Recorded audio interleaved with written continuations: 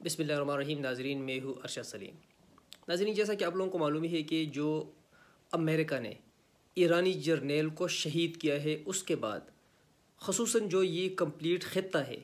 اس میں جو حالات ہے وہ انتہائی کشیدگی کی طرف جا رہے ہیں۔ لیکن مزید جو ابھی آج کل کے دنوں میں جو اپڈیٹس آئی ہے مختلف کنٹریز کی طرف سے اسپیشلی، تو وہ کچھ اپڈیٹس جو ابھی ہم آپ لوگوں کے ساتھ شیئر کریں گے، جس سے یہ اندازہ ہو رہا ہے کہ ان قریب امریکہ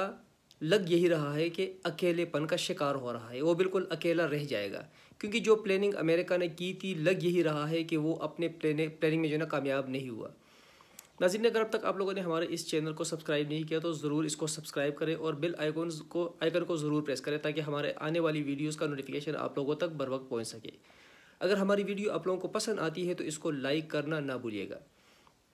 ناظرین، امریکہ کی پلاننگ تقریباً یہی نظر آ رہی تھی کہ اگر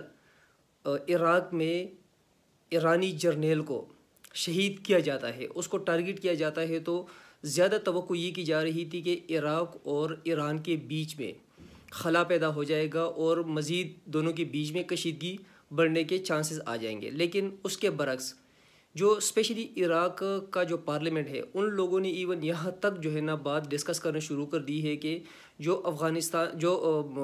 امریکن ٹروپس ہے عراق میں، ان کو نکالنے تک کی باتیں ہو رہی ہے۔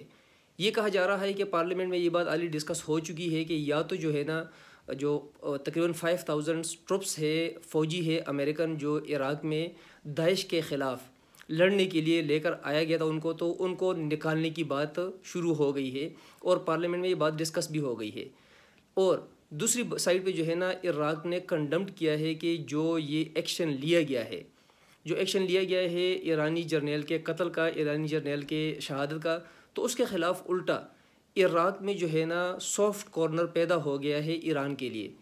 اس ایکشن کے بعد جو ہے نا عراق اور ایران آلموسٹ ایک ہو گئے ہیں امریکہ کے لیے۔ دوسری سائڈ پہ اگر دیکھا جائے تو پاکستانی وزیر خارجہ نے پارلیمنٹ میں تقریر کرتے ہوئے انتہائی دبنگ بیان دیا ہے۔ پاکستانی سرزمین کسی بھی صورت کسی اور ملک کے خلاف استعمال کرنے کی اجازت نہ دے کر پاکستانی حکومت نے بہت بڑا اقدام کیا ہے، کیونکہ اس سے پہلے پاسٹ کی ہسٹری میں دیکھا جائے تو امریکہ کی نظر میں یہ تھا کہ جب بھی جو ہے نا ہم پاکستان سے سرزمین مانگیں گے یا فضائی حدود مانگیں گے تو پاکستان بغیر کسی سوچے سمجھے امریکہ کی ہاں میں ہاں ملائے گا۔ اور لیکن اس دفعہ جو ہے نا سچویشن ٹوٹلی چینج تھی اور پاکستانی حکومت نے، پاکستانی آرمی نے بہت بڑا فیصلہ کیا ہے کہ اپنی سرزمین کسی بھی اور ملک کے خلاف استعمال نہ کرنے کا۔ پاکستانی حکومت نے تو ٹوک جواب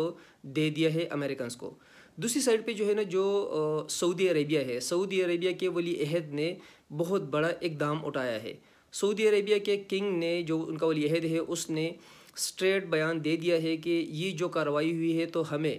اعتماد میں نہیں لیا گیا، ہمیں انفارم نہیں کیا گیا امریکنز کی طرف سے اور اتنا بڑا اقدام کر دیا گیا ہے۔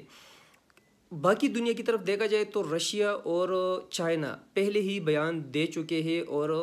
امریکن کے اس اقدام کو ان لوگوں نے ٹوٹلی ریفیوز کر دیا ہے کہ یہ اچھا اقدام ہے، بلکہ ان لوگوں نے بہت سٹرونگ ورڈز میں جو ہے نا اس اقدام کو غلط قرار دیا ہے۔